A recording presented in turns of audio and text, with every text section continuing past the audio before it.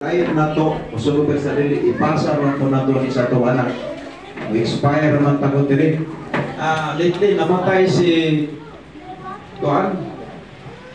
Si Timberlake. Ang iyang edad is 101.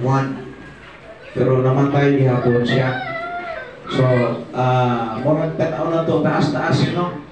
Pero nakita na ko siya, last naa siya dito sa ICU. Isulod sa ICU niya, gibutangan og tubo ang iyang ilong. Bisan sa iyang Panginoon nga hanggang na, ni kamot yung sa ginawa mo, naputol yun ang iyang ginawa.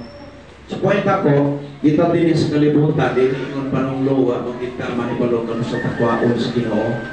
Kanang ang atong ipiling legacy sa atong mga anak, kanang atong pagkasuston, kanang atong pagka-good mentor nila. So, mo gina siya ako, sa tinod-anay lang, o sa ramay akong anak.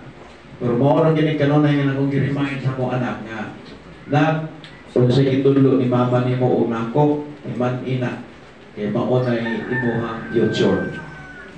So, unang salamat ko sa mga ginikanan nga murag natakda na sa mga prinsipyo na mahimong good mentor sa kita mga mga mentor sa itong mga anak.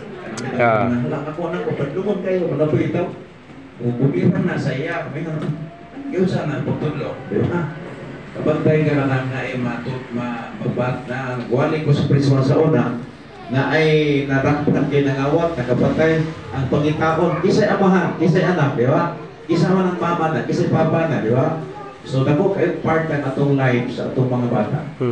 Una ka, salamat ko kay kita na yung good mentor sa itong mga kabataan.